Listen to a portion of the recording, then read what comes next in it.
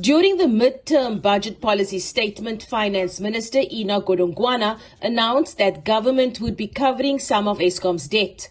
He said government would take over between a third to two-thirds of the utility's 400 billion rand debt.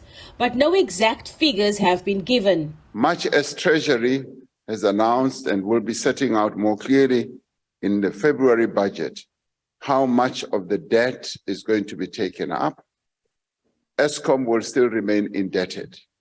And so therefore, we want Eskom to be stronger financially so as to enable it to embark on further expansion processes. Also in Parliament this week, the continuation of the parliamentary inquiry probing the fitness of suspended Public Protector Busisiwe Mqwebane to hold office.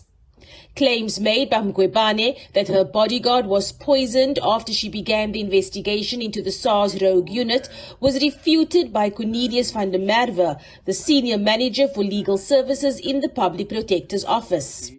And then the email deals with there is proof of threats to arrest for money laundering, threats to poison me, and actually my protector has been poisoned. We have proof from the doctors.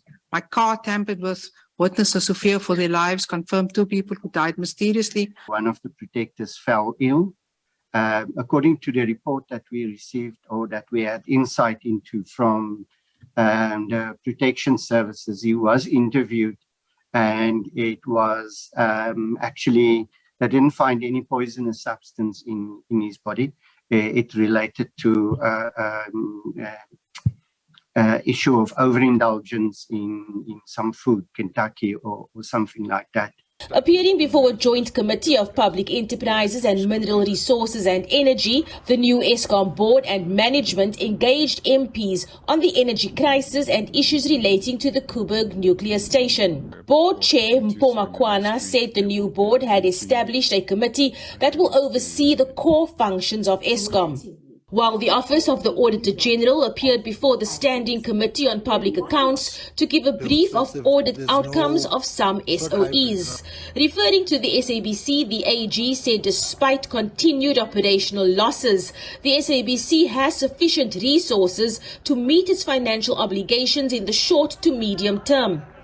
Audit outcomes of Transnet, PRASA, the South African Post Office and Postbank were also discussed. Abra Barbia, SABC News, Parliament.